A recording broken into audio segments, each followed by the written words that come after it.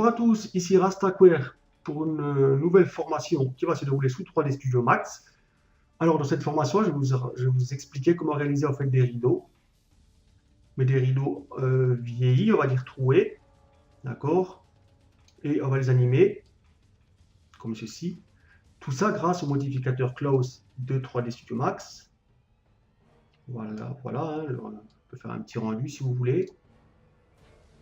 Hop là, mon rendu le voilà, mes vieux rideaux. Ok. Alors pour ce faire, hop, je réinitialise. Ok. Un B. Hop. Appliquer la vue active. Ok. Voilà, on va prendre une vue de face. Je recadre. Ici, on va créer un plane. Voilà. Modificateur plane. Voilà. Je vais peut-être simplement augmenter le nombre de segments. Non, non, je vais laisser à 0. Ok. Le plane ici, clic droit. On le convertit en herbs. Ok. Alors, ici, on va chercher dans ici cette option. Approximation surface. Surface de base. On met en élevé. C'est déjà le cas. Ici, on va chercher paramètres avancés.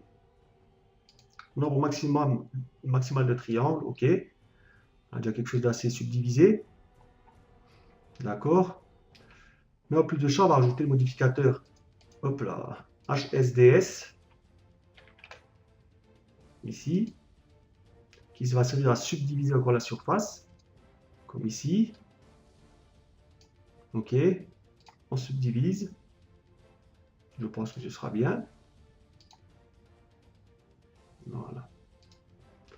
Alors, ce que je pourrais faire ici, c'est rajouter une trame, mais bon, je ne sais pas si c'est utile ici, ça va être utile pour la suite. Donc, on va ici créer un cylindre. Voilà. Que l'on va aligner. Ici, j'utilise l'outil là pour voir. Voilà, ici à peu près. Alternative W pour changer de vue. Hop là, on recadre. Hop, on prend l'outil rotation. On bascule l'accrochage d'angle. Comme ça, on ne se plotte pas sur les angles. On réaligne. Alternative W, toujours pour basculer d'une vue en grand d'une fenêtre. Voilà, ici on fait en fait le cylindre plus long en fait que notre rideau. D'accord, on va modifier peut-être ici un peu le diamètre, ça paraît un peu gros, mais bon, au final ça ne gêne pas. Voilà. Ceci étant fait, on sélectionne notre tissu, ce qui va nous servir de tissu, hein, et on convertit en polygone visitable et on va rajouter le modificateur close. Le voilà. Ok, alors le close, qu'est-ce qu'on va faire? On va ici venir ouvrir groupe. Ok. On va masquer le reste. Et zoomer. Sélectionner ces polygones. Enfin, ces vertex plutôt. Ok. Make group. Ok. On les met en préserve. Voilà. Maintenant, clic droit, j'affiche tout. On va dans Close. Objet propriété. Plane. Non, AD objet ici. Plutôt cylindre. Ok. Hide. Le cylindre, il va être en collision. Le plane en close ici. Hop. Et on choisit un tissu, valeur prédéfinie, un preset. Moi, je prends coton. OK. Groupe. On resélectionne ici, bah, en fait, simplement par là, notre premier groupe. Surface. Non, il va falloir que je repasse par là. Hop. Plane. Voilà, close. Je reprends mon coton. Et ici, des fois, ça va, je ne sais pas pourquoi. Voilà, donc on reva dans groupe. OK. On reprend notre groupe. Surface et on sélectionne ici notre cylindre. OK. Groupe 1, surface, tout cylindre. Voilà. Avant de simuler, ce qu'on va faire, on va ici réduire en fait notre cylindre, qui est une sorte de triangle. Voilà, on remet ici sur la première image. Clé auto, on clique, on crée une clé. On va chercher ici l'échelle uniforme. Voilà, je ne sais pas où est-ce qu'elle est, mais bon, c'est encore, voilà, c'est ça. On avance, mon image clé n'est pas faite. Hop, voilà, elle est faite là. On avance un peu quelques images. Et ici, on réduit la taille de notre cylindre. Voilà. Une clé et hop, on arrête. Voilà ce qui se passe. Alors ici, mon groupe est toujours là. Je vais essayer déjà de simuler. Voilà. On voit ici que le cylindre est réduit. Et on voit le tissu se former tout doucement. Enfin, les plis du tissu en fait. Hein.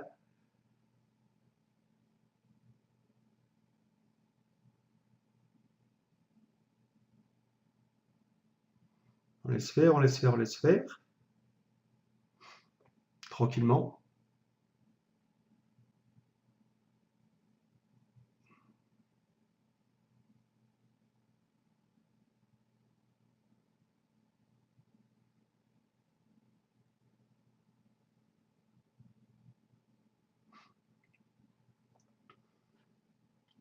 Voilà, ici j'arrête là.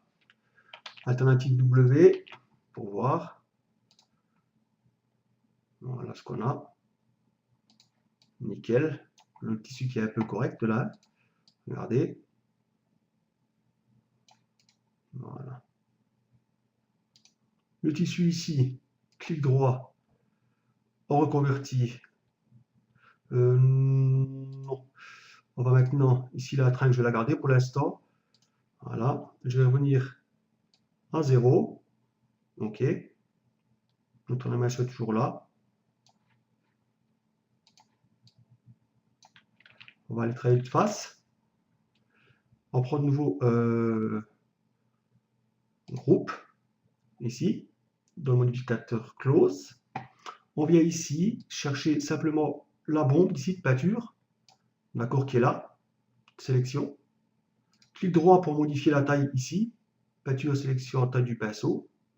Dans général. On va déjà voir ma taille de pinceau si elle est bien. Voilà, pour moi c'est bon, c'est TRL-Z. Ça va servir en fait à faire des trous dans le tissu. OK. Pour faire l'effet vieillot, quoi.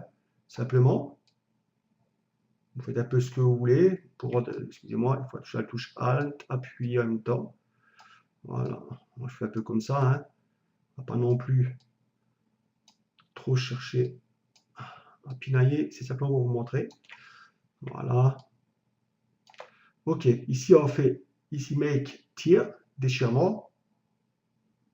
Hop là. OK. Là, c'est OK. On va sur Close. On va voir si j'ai bien fait la manipulation.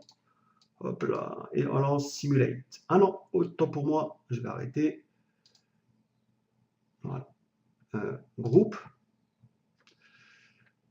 Ici, Weld. OK, déchirement. On descend ici. La valeur, moi je vais la mettre sur 1 pour que ça aille plus vite. Puis aussi, ça dépend en fait ici dans les paramètres d'unité. OK. Ici, je suis en générique. Donc, je mets sur 1. Ici, donc la valeur hein, dans Weld, groupe de Weld, on met sur 1. OK. On va sur Close. Et on lance la simulation pour voir ce qui se passe.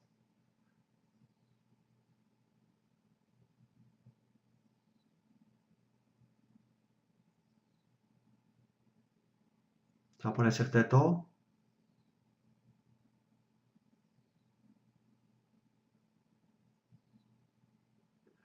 On voit que le tissu se déchire déjà, hein.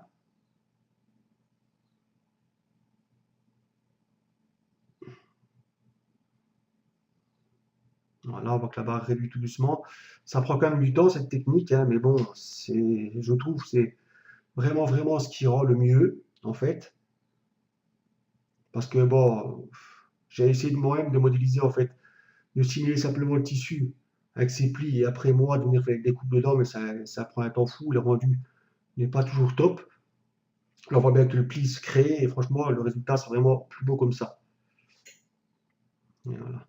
Donc, je mets simplement en pause 2 minutes, hein, le temps que le calcul se fasse, qu'on voit ici que ça prend un certain temps quand même. En fait, voilà, en fait, j'ai cherché à faire cette technique simplement pour moi-même me créer en fait un rideau pour une scène que je vais réaliser bientôt. Donc après, le but ce sera de supprimer en fait tous les morceaux qui tombent là, hein, qui vont se retrouver en fait dans l'animation, mais qu'on voudra forcément pas garder parce que bon, les rideaux déchirés en général, les morceaux ne sont plus là. À moins que la femme de ménage ne fasse pas son travail, mais ce qui m'étonnerait fort. Donc voilà, je vous reprends dès que l'animation est finie. À tout de suite. Donc voilà, je vous reprends. Ici, l'animation est presque arrivée. J'ai mis 400 images. Je pense que j'ai abusé. Cancel. OK. Seulement, ce qu'il y a maintenant, on voit que mon tissu est déchiré. OK. Mais il y a toujours des petits fragments de tissu qui sont encore accrochés. Comme on voit même ici. Vous voyez, ici, en dessous, en bas, tous nos fragments sont là. Sauf que ça, dans l'animation, voilà, on ne veut pas. Voilà. Clic droit. Et hop là, autant pour moi. Je recadre. Je vais pas recadrer parce que là, ça ne va pas le faire. Sinon, je vais prendre en zoom. Mon pan. Voilà. OK. Donc ici, sur le close, clic droit, en converti, en polygone éditable. Voilà. Seulement voilà, ici on voit tous nos petits polygones là, hein, ici, un peu partout. Je vais enlever la bombe de peinture. Hop. Voilà. Ça sert à rien de les supprimer à la main un à un.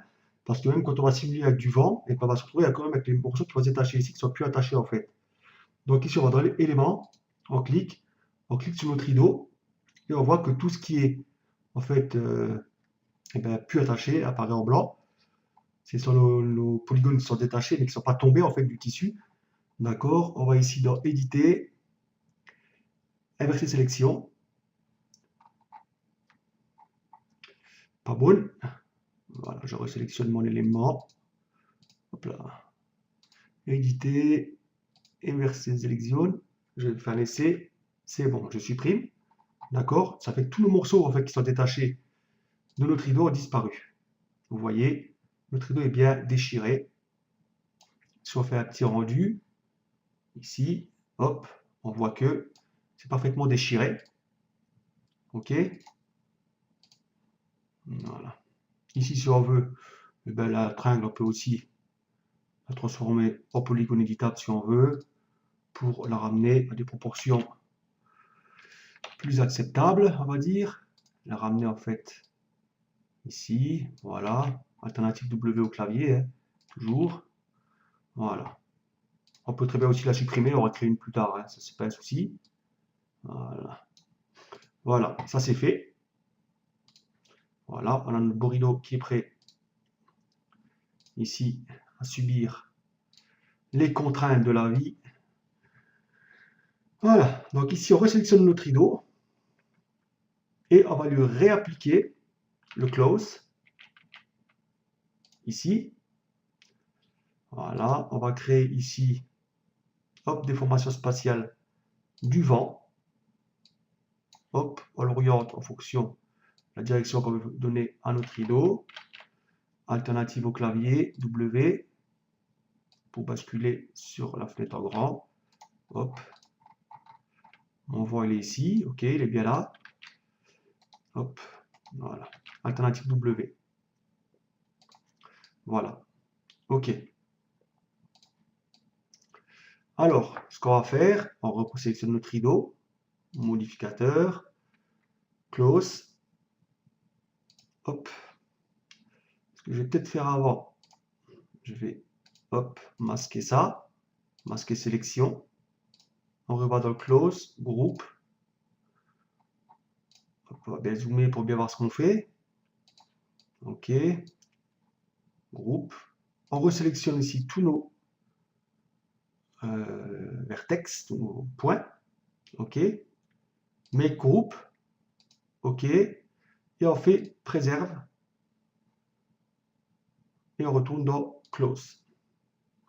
Object propriété, plane, close. On rechoisit notre paramètre prédéfini, on peut prendre ce qu'on veut, hein. Mais selon le résultat, en fait, sur pour les tissus un peu trop lourds, ça ne fonctionnera pas très bien, mais bon, voilà. Ok, ça c'est fait. Hop. Close force, ici.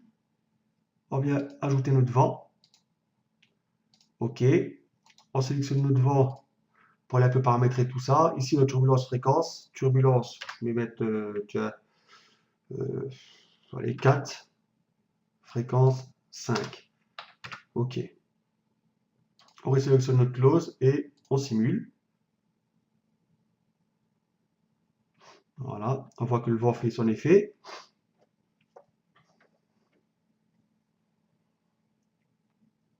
On voit ici que moi j'ai mis 400 images parce qu'en fait j'étais en train de travailler sur un autre projet. On n'est pas obligé de simuler sur 400 images, on simule en fonction de ce qu'on a besoin, hein. Bon, c'est assez lourd en fait comme le calcul. Mais bon, moi je trouve que le résultat est vraiment bluffant. Après, chacun peut faire comme il veut. Donc, voilà.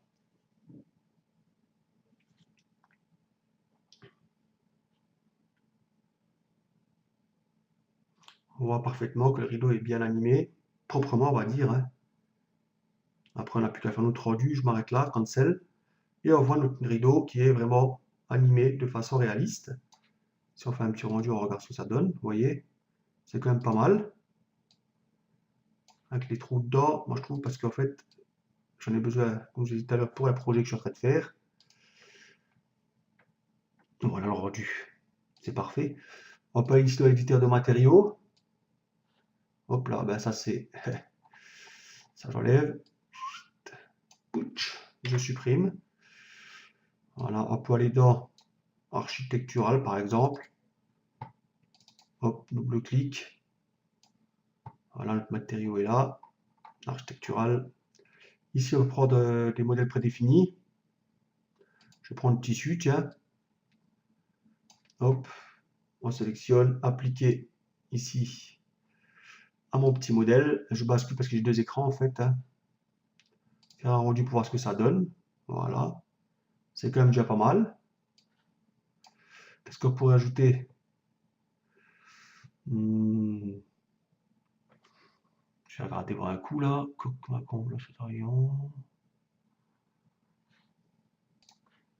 Ici, je vais recréer par exemple un standard.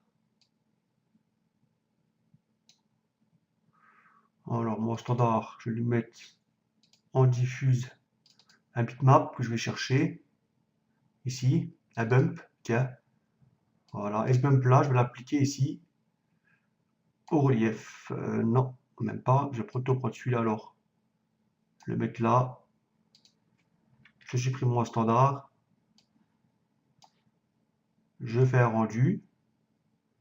Il me demande des coordonnées UVW. J'annule.